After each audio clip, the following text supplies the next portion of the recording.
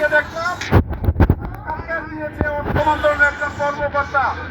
উপদেষ্টা না থাকলে সমস্যা নাই, অর্থ সচিব না থাকলেও সমস্যা নাই, তাদেরকে ছাড়া ওখানে রাইখাই প্রজ্ঞাপন দেওয়া সম্ভব।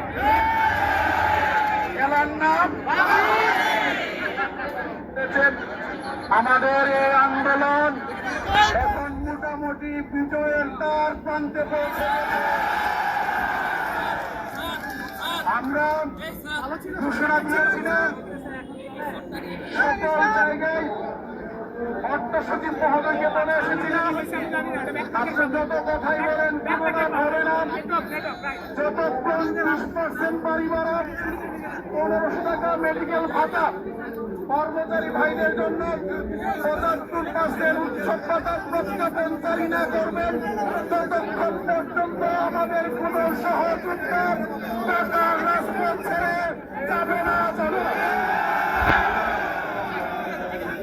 আমি প্রশাসনের গোয়েন্দা সংস্থা, পুলিশ সহ যারা আছেন, এই কথা আমি বারবার বলে দিয়েছি। আমরা ইতিমধ্যে শুনতে পেয়েছি বিভিন্ন পোর্টালে নিউজ প্রকাশিত হয়েছে, মন্ত্রণালয় আজকে মিটিংয়ে বসছে, শিক্ষা এবং অর্থ মন্ত্রণালয়।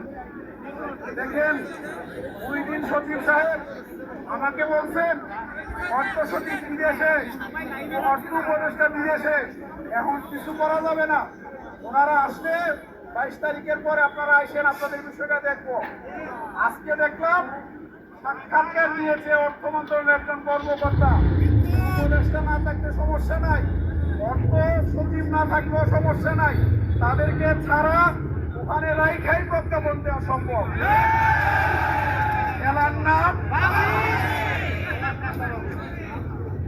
আমরা গতকালকে থেকে সারা বাংলাদেশের যে তথ্য পেয়েছি, বাংলাদেশের প্রত্যেকটি এমপিওভুক্ত শিক্ষা প্রতিষ্ঠানে কঠোরভাবে কর্মবিরতি পালন হয়। ইতিমধ্যে বাংলাদেশের এমপিওভুক্ত শিক্ষা অচল এবং স্থবির হয়ে পড়েছে।